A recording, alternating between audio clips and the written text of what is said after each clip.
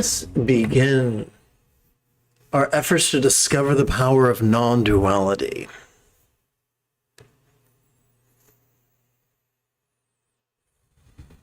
By reviewing Yang's attributes.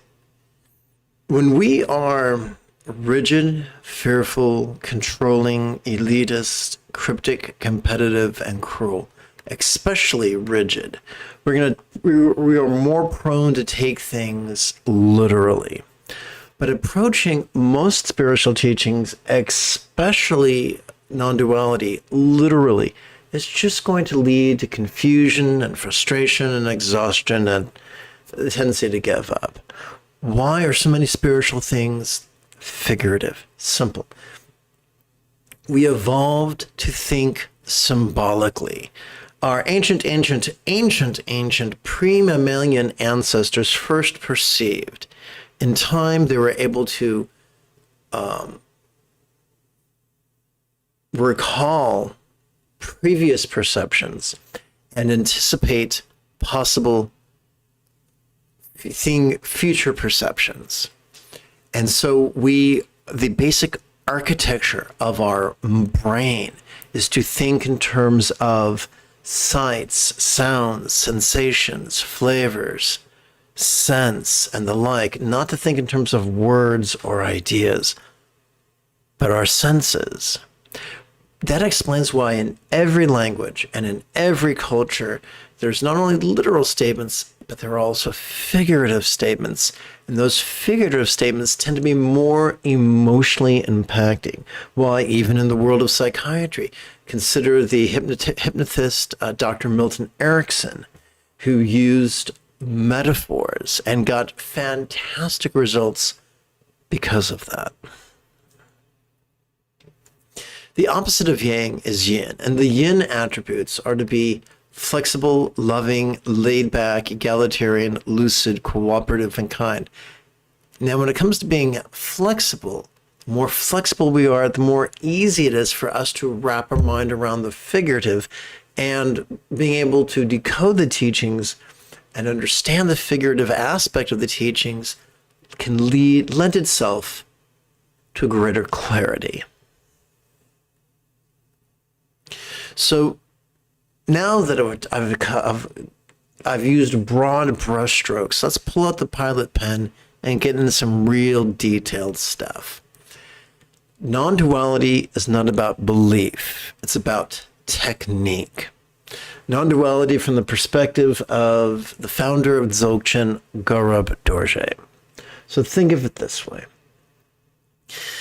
We've already mentioned that our mind has evolved to see, hear, feel, taste, smell externally, as well as internally emote, intend, reason, recall, and imagine. Now,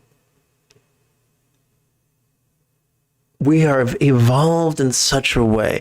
Our primary evolutionary impulse is to live long enough to reproduce. That is universal throughout the animal and plant kingdom.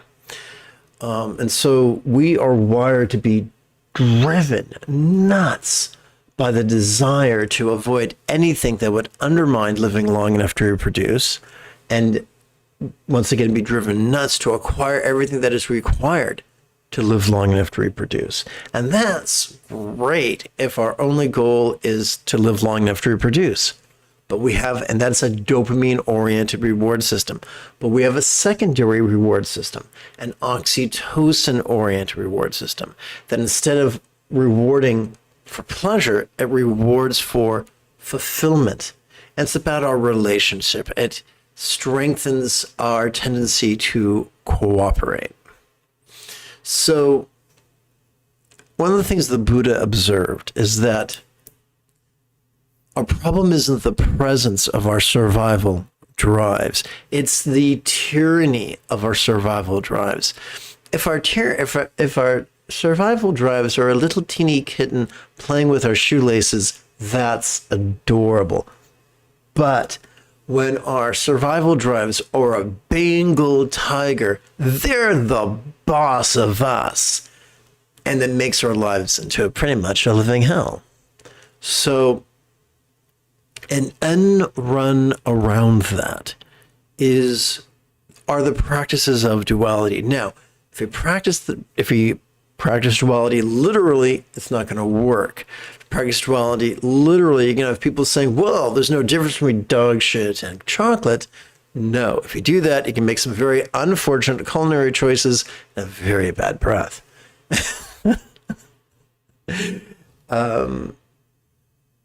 So we don't want to take a literalist approach to duality. We don't want to take a belief approach to duality. Anytime we muck about with beliefs, we tend to exacerbate our rigidity, which increase our fear and aggression. So let's not do that. So let's instead play with word choice. Now, we don't want to lie to ourselves about what we feel. Lots of self-help groups, some cults will methodically lie to themselves about what they feel in the name of being positive or in the name of faith. Please don't do that. To all my friends who have a Christian background, I would remind you that in the Gospel of John, one reads that Jesus is the way, the truth, and the life. If Jesus is the truth, then when we lie to ourselves, we're divorcing ourselves from Jesus, a practice I would not recommend. So let's get back to Buddhism and Taoism. Instead of saying, oh, that's ugly, that's pretty, that is simply an appearance. And it's not a half-truth, it's a truth, but we're just shifting our focus. And so let's continue with more examples. That's not discordant or harmonious, that is a sound or a resonance. That is not pleasurable or painful, it is just a sensation. For those of us with chronic illness and for things like arthritis and stuff like that, that's really, really helpful. For those of us with chronic sinusitis, when it feels like the xenomorph from the Alien movie is going to burst through our forehead, meditating this way, sensation, relaxing, really helps us. And here's the irony. Doing this, instead of wasting our time trying to change what we feel or lie to ourselves what we feel, by accepting that we're just feeling something to begin with, it kind of like, well, you know how like in a dam they have turbines that transform kinetic energy into electrical energy? Similarly, by working with our experience rather than trying to change it, it harnesses this energy that turns the wheels and the cogs of the enlightenment machine. It works fabulously. Going back again to perception. Instead of saying, oh, that's delicious, that's disgusting, no, it's a flavor. Instead of saying, that smells stinky, that smells sweet, it's simply a fragrance. And we take all that dynamism and transform it into meditative energy. The same thing works internally. Instead of being happy or sad, we're experiencing an emotion. Instead of being malicious or benevolent, we are experiencing an intention. Instead of being sharp or dull, we're just thinking. Instead of having a bad memory or a good memory, we're just recalling. Instead of thinking of something frightening or thinking of something comforting, we're just imagining. And so notice we're not lying with these things. We're not repressing with these things. We're not indulging with these things. We're just looking at these things through a lens of non-duality. And I'm telling you this not out of theory, not from the place of being an ideologue, but from being a hedonist, just like you. This really works. I have a shit ton of challenges. I have ADHD, I have autism. Those things are exacerbated by fetal alcohol syndrome, CPTSD, and Epstein-Barr virus. So my body is optimized for meltdowns. This stuff really, really helps. Practice these things, and your life will become less tumultuous and more peaceful.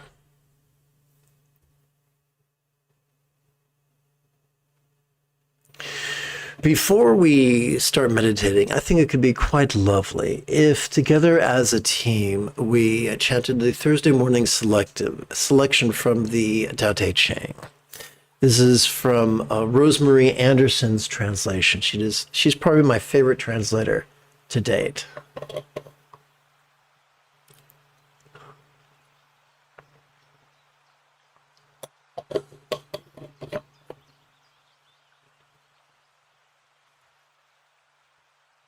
Before we do, allow me to remind you that if at any point during this morning's live stream you have a specific question about Buddhist or Taoist chanting or meditation or philosophy or their application, simply type your question in great detail in the chat window.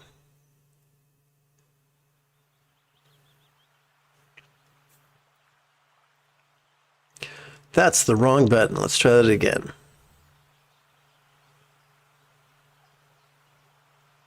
Okay.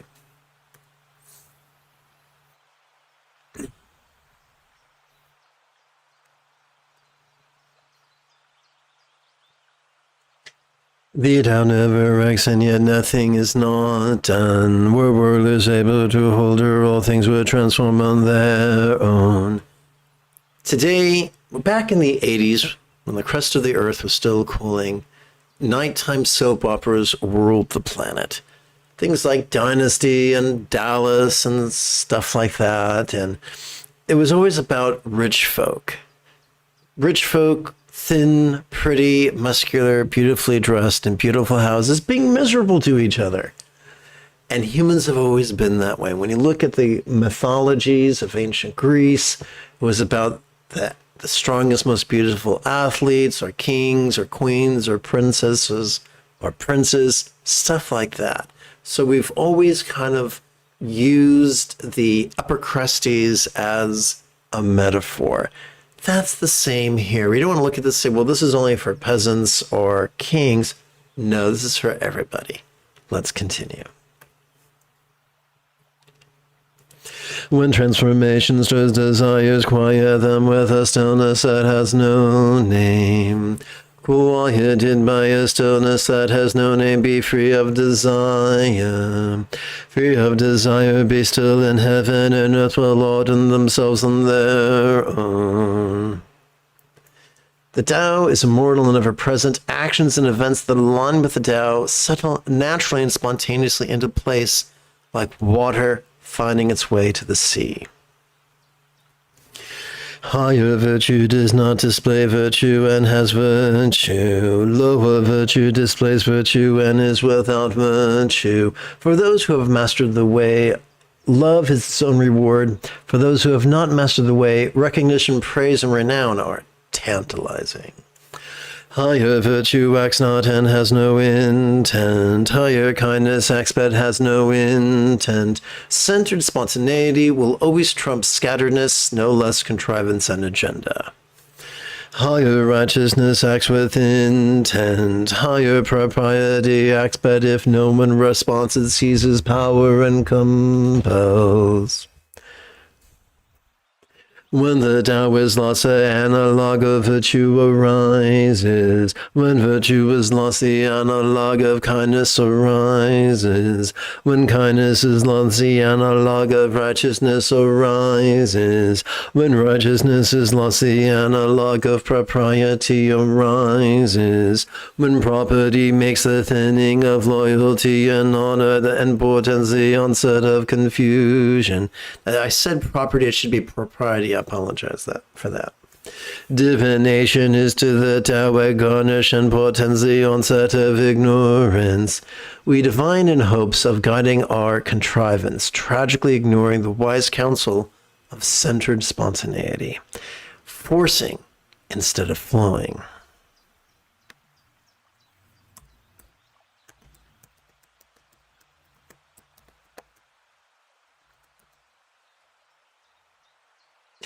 Thus the great choose the kernel of the husk. They dwell in the fruit and not the blossom. They choose the first and not the second. For those who have so let's stop right here and we'll come back to this. This is meaty stuff. We don't want to exhaust ourselves. I look forward to meditating with you. After about 40 seconds of housekeeping, this is Lama Jigme Gyatso of the Buddha Joy Meditation School. I have spent more than half my life studying full time, studying, practicing, and then reverse engineering the teachings, practices, and techniques of each school of Taoism and Buddhism, so that I could play the Yoda to your Luke Skywalker, so that I could help you to easily and quickly become the person that your dog already thinks you are. Welcome to Meditate Like a Jedi, which is made possible due to the generosity of viewers just like you.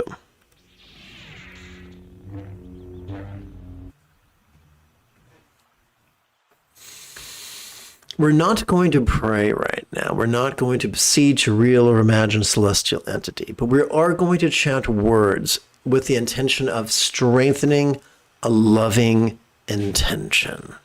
Together.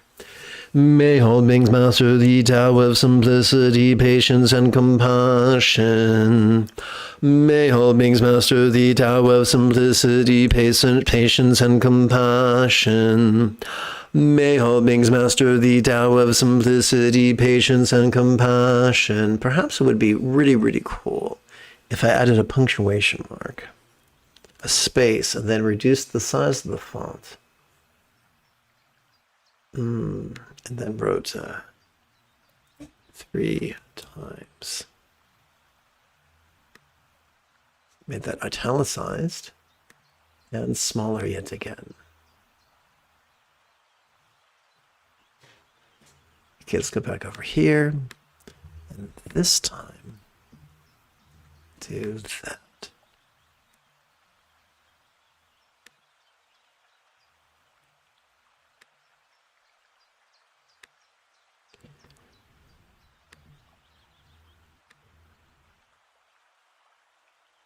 All right, thank you for your patience. Let's move on. Meditation is known by many names, including Zen, Buddha-Zen, Chandhyana, Mahamudra, Mahasandhi, Ati Yoga, Dzogchen, and Treksho. Despite the fanciness of these words, it's actually not that difficult. Let's begin with mindfulness. Every time we inhale, whether we know it or not, we access our sympathetic nervous system ensconced within the thoracic region of our spinal cord. It's not even in our brain, it's our spinal cord. This sympathetic nervous system has not evolved to help us to actively concentrate, but instead to simply perceive, and to do so vulnerably, passively, viscerally, and randomly. This is typified by the 12 syllables of inhalation, perceiving this very turbulent play of mind. The playfulness of mind is not a flaw, it's a feature. And as I mentioned during the opening lecture, 10 examples of the mind's antics would be seeing, hearing, feeling, tasting, smelling, emoting, intending, reasoning, recalling, and imagining. So the question remains, what are we to do with all these things we experience? And that brings us to meditation. Every time we exhale, whether we know it or not, we access our parasympathetic nervous system, which is ensconced in both the lumbar region of our spinal cord, as well as the tippy top of its cervical region. It has evolved to help us to both physically relax as well as mentally release, which is typified in the 12 syllables of exhalation, relaxing into mind's non-graspable nature. So the non-graspable nature is not something literal to be believed or proven. It's something we experience figuratively. Allow me to illustrate. Every time we relax into our exhalation, all that we perceived during our previous inhalation can now feel as if it was as non-graspable as a vast empty void. It could feel as if it was as non-graspable as the illusion of the infinite azure sky on a bright and beautiful cloudless morn. That's, once again, spiritual sounding figures of speech demystified. Now, together as a team, let us meditate as profoundly as Ahsoka Tano on Lothal.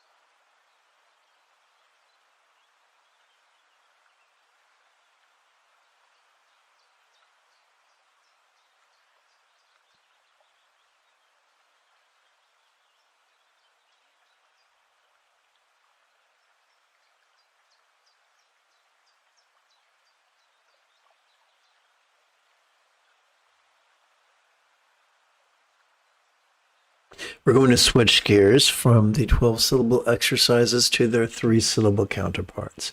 As we inhale, we could silently and mentally recite "notice this." And as we exhale, we could silently and mentally recite "relaxing."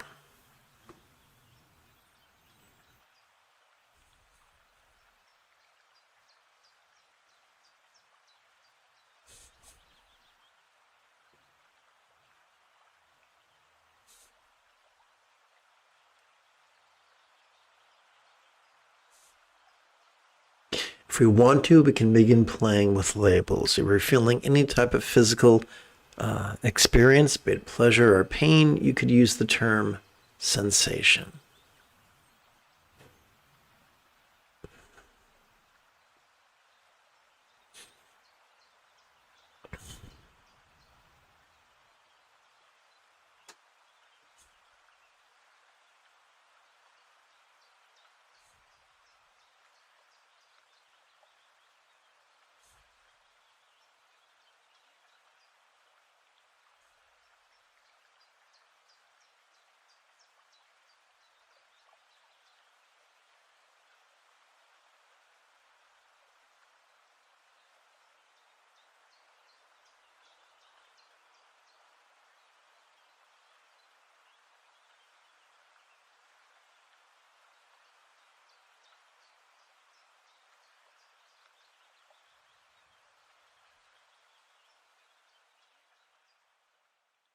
Beware of rigid teachers who insist that nothing should affect your meditation. Malarkey. We live in an interdependent universe. All things everywhere are affected by circumstance, the circumstantial, the physical, the interpersonal, and the mental. These are hardwired into our central nervous system. These are not flaws, these are features. Reacting to our circumstance helps us to survive circumstances. So there will be times when it's easier to meditate and times when it's harder to meditate. We listen to our bodies. We respect the messages our bodies are telling us. Our bodies are saying, hey, I've meditated enough. I'm going to go lie down. Then go lie down. If we ignore the messages from our body at our peril.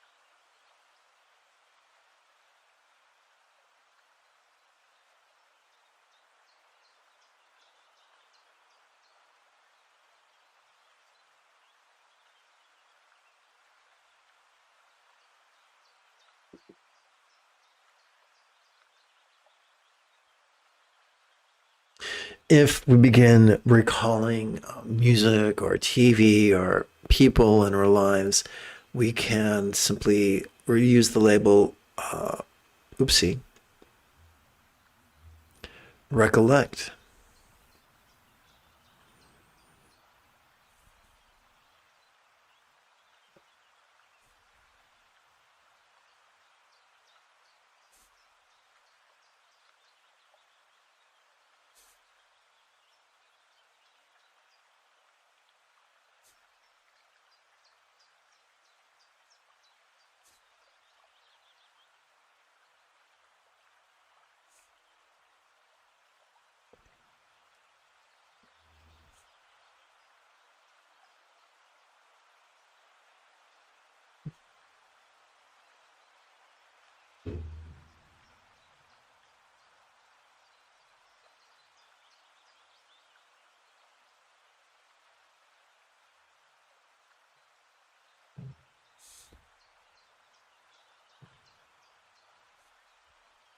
Now we can switch gears from the 3-syllable exercises to the 1-syllable exercises.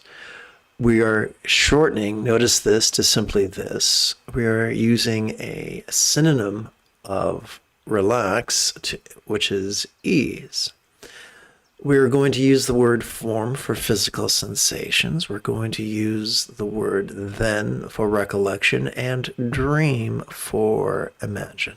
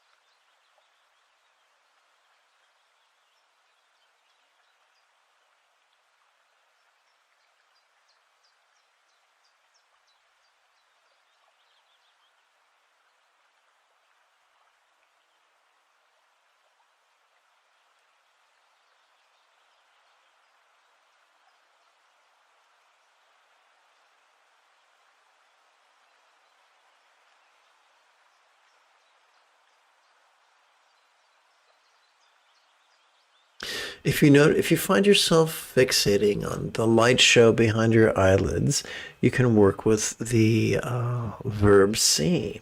If you find yourself fixating on the ambient sounds in your environment, that you could work with the verb hear.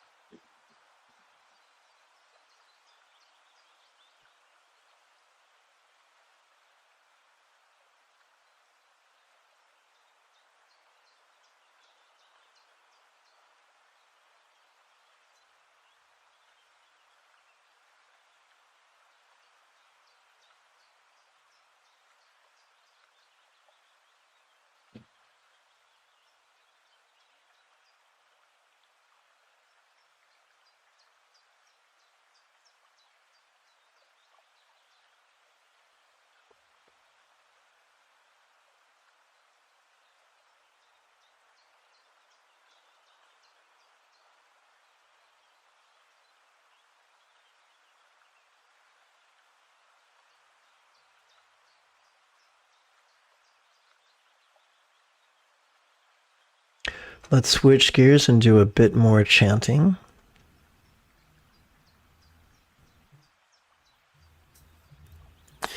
For those who have become one, the past heaven became one and was pure. Earth became one and was firm, spirits became one and were lively. Valleys became one and were lush, rulers became one, and stability prevailed in the world. Becoming one with the Tao could be quite beneficial.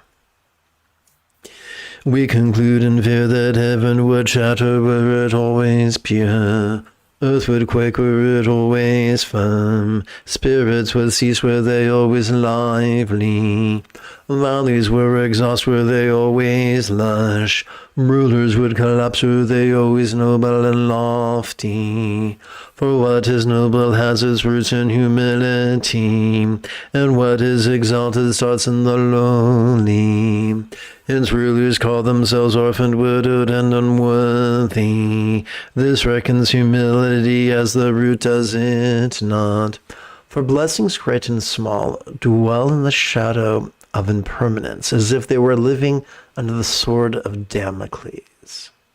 In our shared vulnerability, the foolish court the favor of real or imagined celestial parents, whereas the wise seek oneness with the Tao's system of empathetic, centered spontaneity.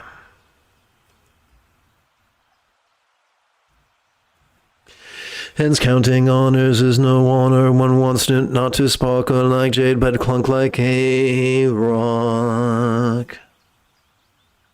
The path of sparkling like jade is paved with grounding practices, such as meditation, both seated and walking.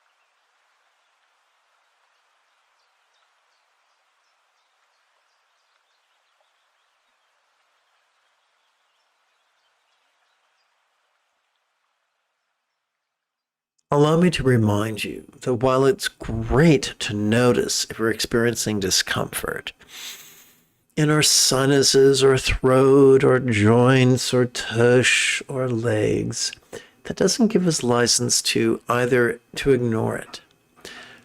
Our body has evolved the ability to sense pain so that we could react to pain strategically. Many rigid meditators hobble themselves with arthritis because they choose to ignore discomfort rather than simply adjust their posture. These rigid people, these superstitious people, claim that if they adjust their posture, they will lose trance. But our job is not to fall into trance, nor is it to avoid trance. Our job is to notice and release in harmony with our inhalation and exhalation. A fringe benefit of that is an increase of centered spontaneity. Centered spontaneity exists to guide our choices and utterances and deeds. If we prevent centered spontaneity from guiding us to gently adjust our posture, then we are tripping ourselves up, and I do not recommend that.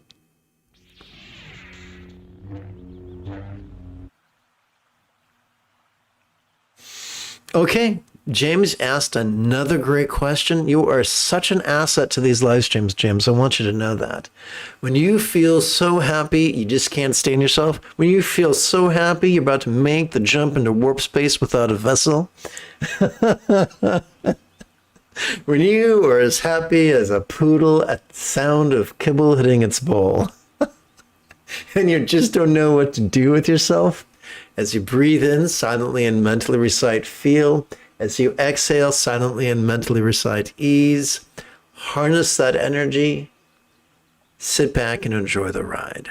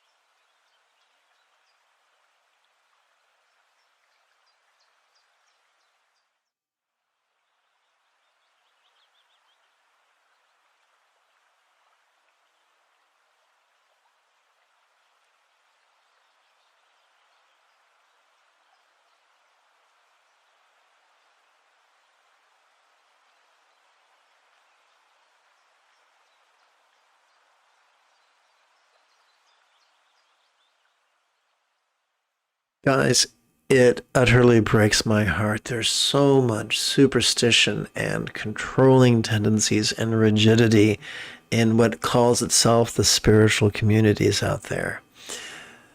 I've seen people ask questions in Reddit groups about which is the best explanation of Dzogchen.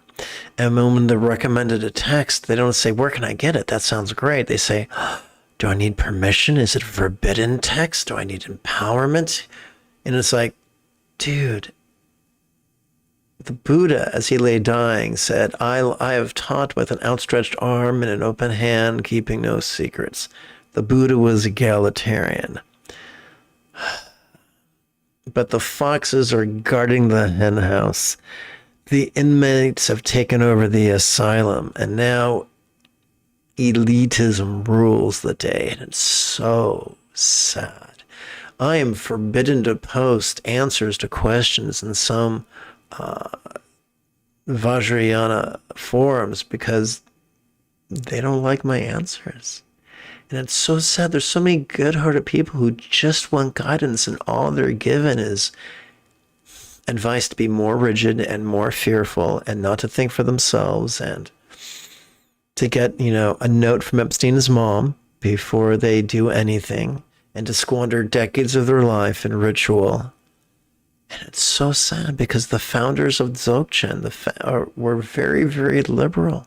They were egalitarian. They were not superstitious. They did not teach mantra. They did not teach visualization. They did not teach contemplation. They did not teach ritual. They said, hey, man, this is for everyone, and you can master it super quick. And they've been outshouted by the thugs and the villains and the fools. I'm so glad you're here and that we have this opportunity on YouTube to share empowering techniques that change lives.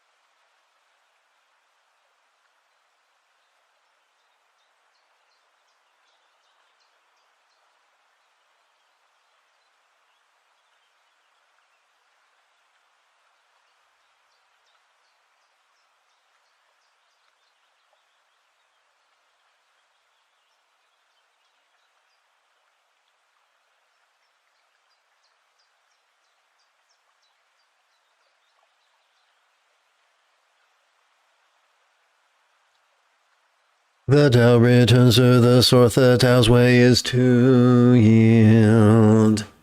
The path of Lao Tzu is the path of yin.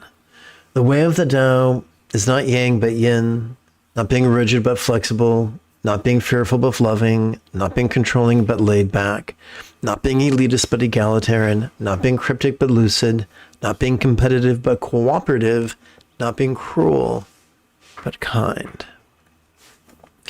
The things of the world come from what is comes from what is not. The key to greatness is found in transcending the limits of both logic and emotion, flowing instead in centered spontaneity.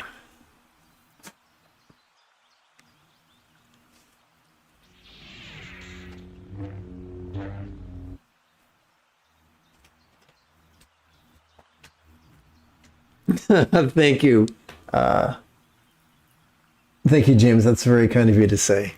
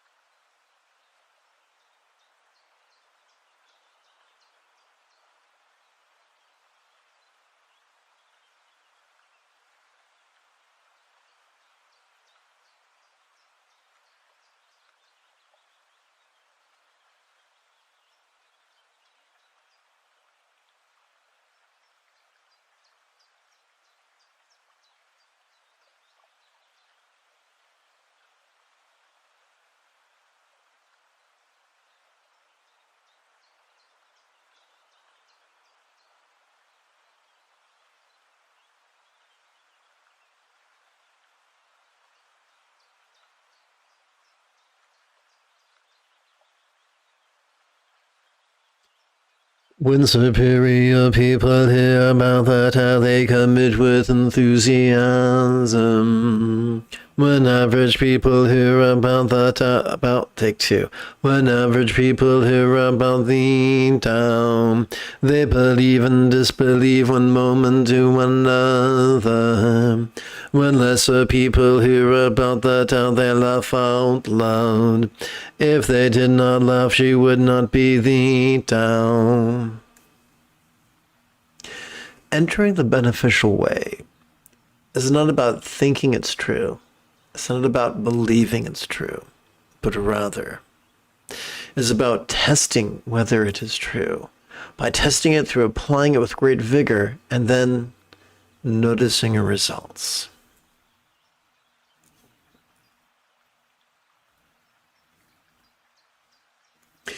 Hence a set of sayings arose, the brightest path looks dim, the path forward seems backwards.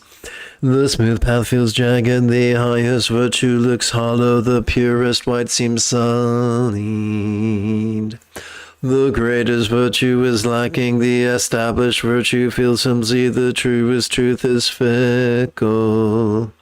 The greatest square lacks corners, the greatest vessel takes time to create, the greatest sound is silence.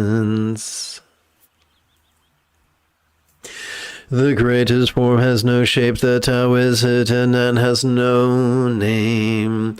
The Tao alone knows when to begin and when to perfect.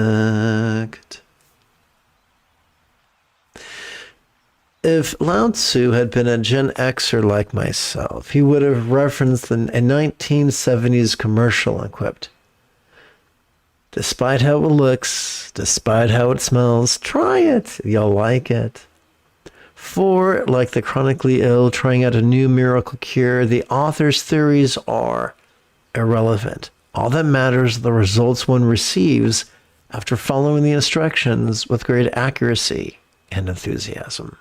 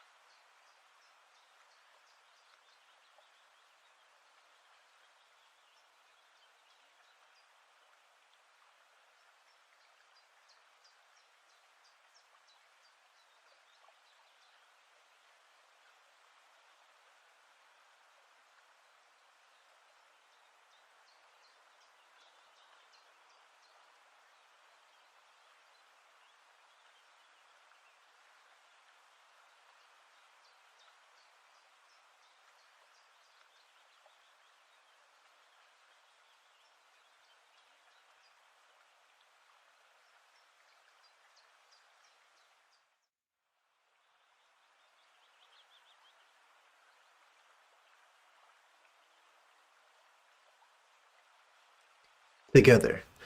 The tao births one, the one births two, two births three, three births and 1,000 things.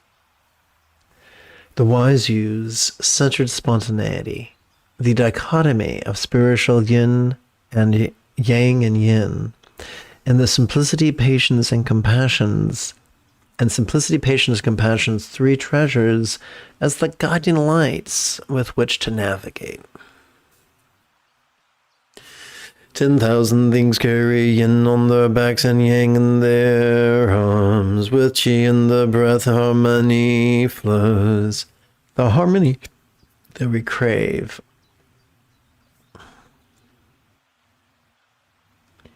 comes from being wary of yang, but allowing yin to protect our vulnerabilities.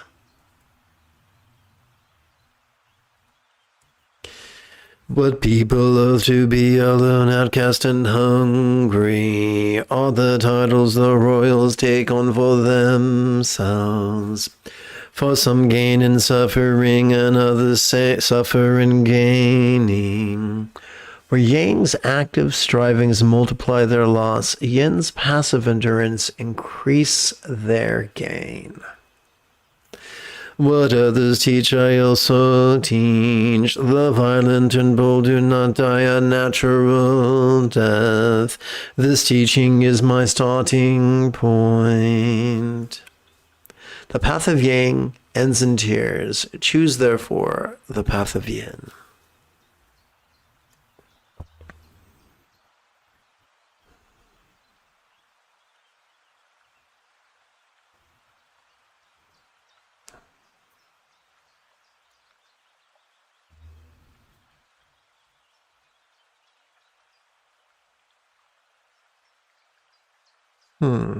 I am turned around, it would seem. Sorry about that, guys.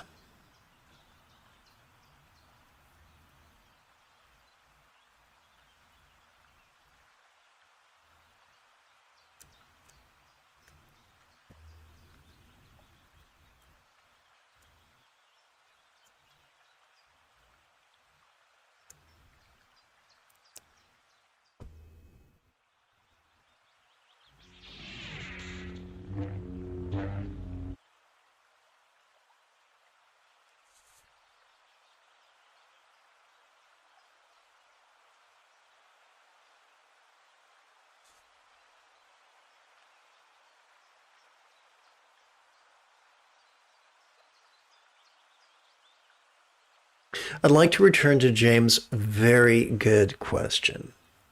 So, we all have a sense of equilibrium, like the 3 tubes inside our inner ear that keep us from walking sideways. And so sometimes when we are too down, we want to be up. And when we feel we're too up, we want to be somewhat down-ish. So it's very easy for that to lead us into indulging our controlling tendencies. Remember, many autonomic processes occur in our body by definition without our control, and they work just fine.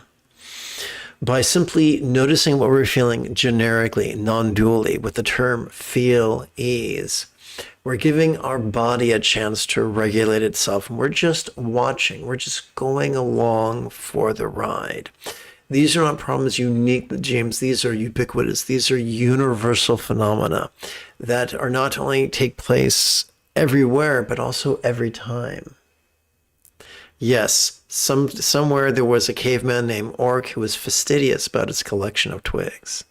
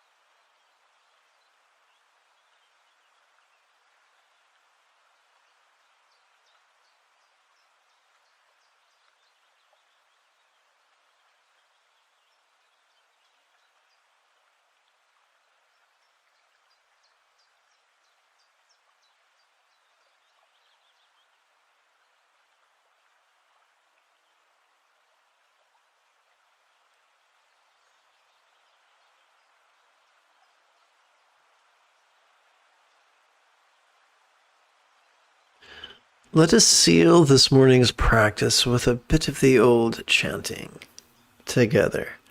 May all beings master the Tao of simplicity, patience, and compassion. May all beings master the Tao of simplicity, patience, and compassion. May all beings master the Tao of simplicity, patience, and compassion.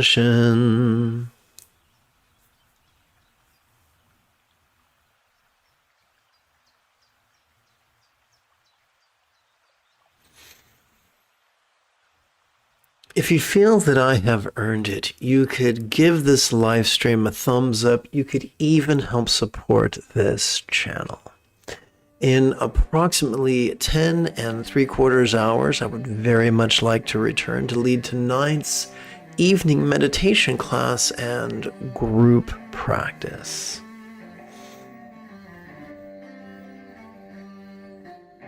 And if you are as geeky as me, this is the way.